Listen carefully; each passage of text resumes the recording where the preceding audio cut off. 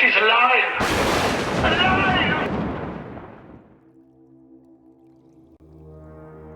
The psych ward can be a place for people to rebalance when circumstances have become out of control. For some, it becomes a nightmarish prison that they can never escape, even when they leave. Here are 7 stories from the psych ward that will most likely stay with you after you're done listening. Enjoy.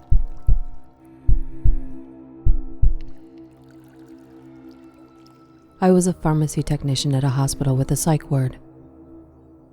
We would have to go around with a cart and dispense the patient's medications. And being a small female, a security guard or male nurse would accompany me, just as a precaution. I never had any real issues, other than the occasional death grip onto my arm or manic outburst. But there was one boy who was entirely different. His chart said he was 9. He had pale skin, dark hair, and huge, bright green eyes. He always greeted me in the most polite way, asked how I was doing, and always found something different to compliment me on every time. He was extremely well-spoken and mature for his age, so I began looking forward to seeing him, as normal small talk is definitely cherished in that setting. If he saw me outside of his room in the halls, he made short as a hello, and always called me Miss Jones or ma'am. One day, a couple of our female nurses saw me pause to chat with him in the hallway and waved me over to ask if I was out of my mind. Apparently, when he was in kindergarten, he grew an intense attachment to his young female teacher. This escalated to the point of him calling her Mom and leaving notes for her about how he wished he were her son. He had a normal home life with 2 parents, and the teacher tried to explain to him that she couldn't be his mom because that would hurt his real mother's feelings, and that she already had that job covered. So, he went home and killed his own mother in her sleep by cutting her throat, so his teacher could be his mother. The female staff had a general rule of not interacting with him excessively. This was to prevent any kind of attachment from forming.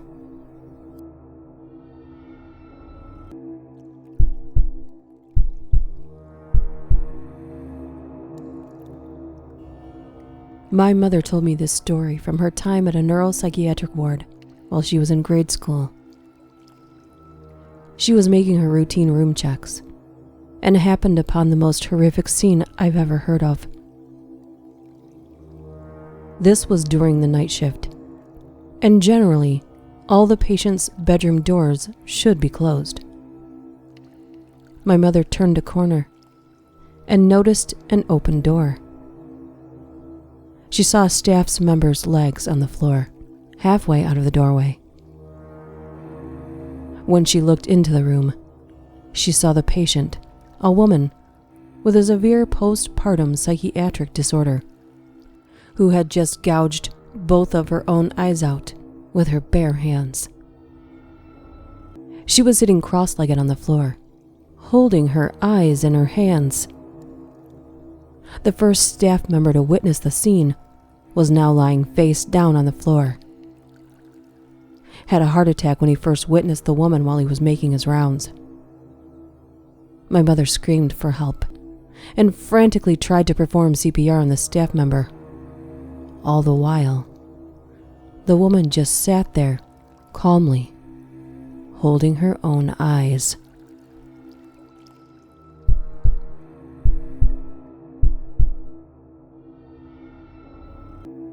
We had a young lady in our custody with quite a few issues. We'll call her Jane. On Jane's first night at our facility, staff performing a bed check found Jane in a puddle of blood. Turns out, Jane had been slicing the skin around her shin with her fingernails and was pulling her skin up her leg, essentially degloving her calf. Jane also had a ritual she performed every night before bed. While in her room, she would walk to every wall and touch them in a crucifix pattern. After doing this for a few hours, she would sit on her bed and go to sleep. One night, Jane's pace was frantic. Our staff observed the entire interaction. Reported Jane screaming late into the night. When one staff member went to check on her, she reported Jane standing in the doorway, smiling. The staff asked what was wrong, and Jane replied, "What makes you think you are speaking to Jane?"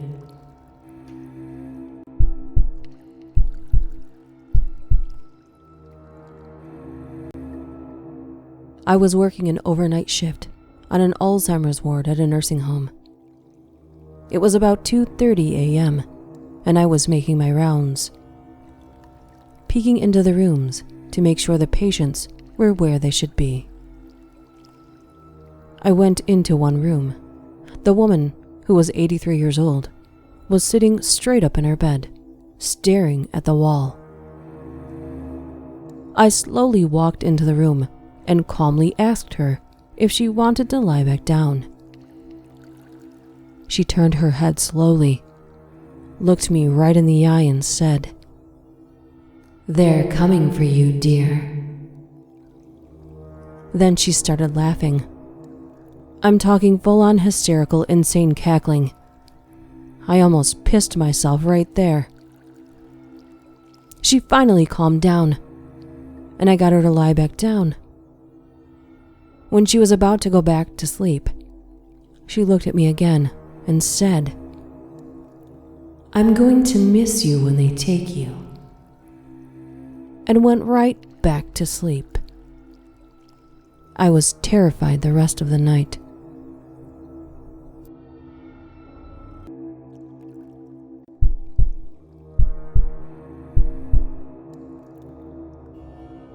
I work in an ER, and due to my country and state's poor mental health system, we see acute psychotic episodes daily. Over time, you become desensitized to it. But there is still one that turns my stomach. A man was found in a burning, abandoned building. He wasn't hurt, but he was acting strange, so the paramedics brought him in. He was homeless, had no ID. He didn't even know his own name. He had 0 drugs in his system. Looking into his eyes, you could tell he was not seeing the same thing I was.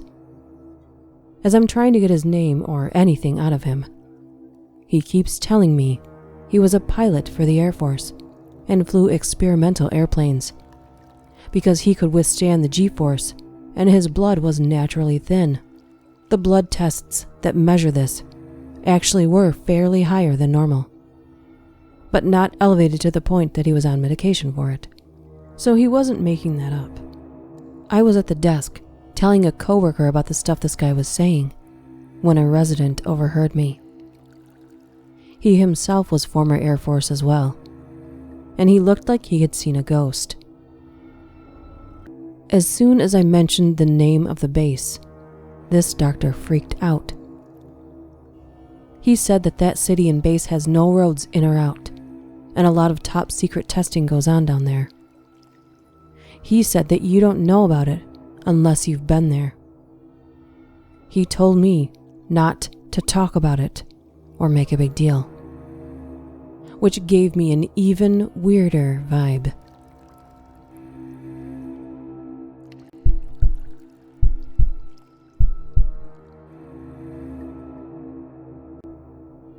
My mother was a nurse that specialized in geriatrics. and she worked for several hospice hospitals for many years. She often described situations at her work with several of the patients. She would say that each person tends to have a very similar checklist right before death. And this checklist often ended in a very similar way. They would get caught talking to someone that wasn't there. When asked who they were talking to, they would always describe an individual who was already dead.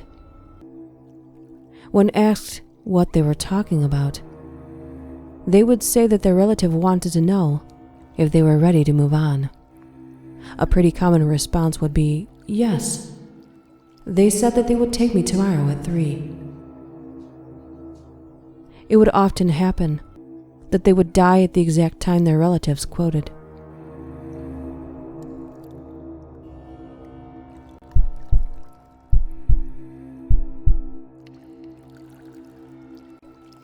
When I first started working in the hospital, I was sitting with a sweet little old woman. I had sat with her talking about her family and such for 6 hours. Toward the end of my shift, around 9 p.m., they decided she didn't need to have a heart monitor, so they transferred her to a different unit. Once we got to the new room, she immediately started acting differently, just generally angry. All of a sudden, she tried to jump out of the bed, so I immediately got up to stop her.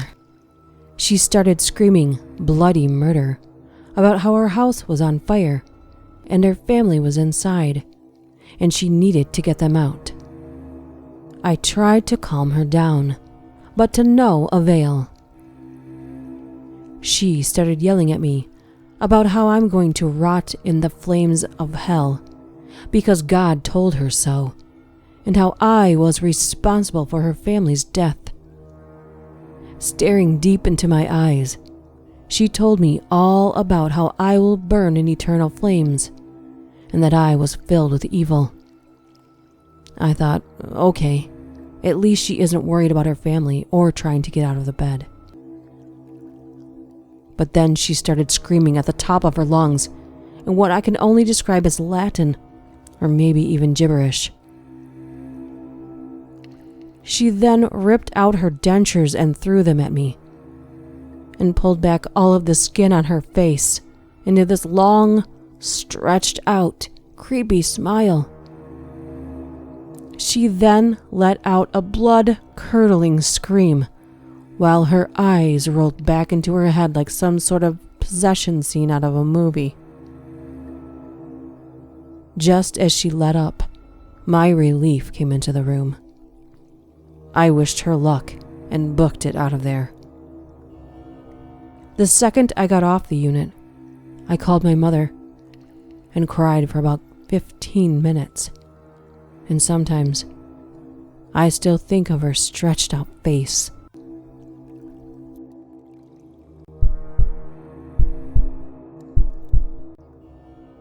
Perhaps the ramblings of someone seen as insane are actual insights into things we cannot rationally fathom. Maybe they are capable of seeing or knowing things others cannot. Maybe not. Have you had an experience like this? If so, please contact me through any of my social media links or email me at DuchessDark676@gmail.com. See you next time.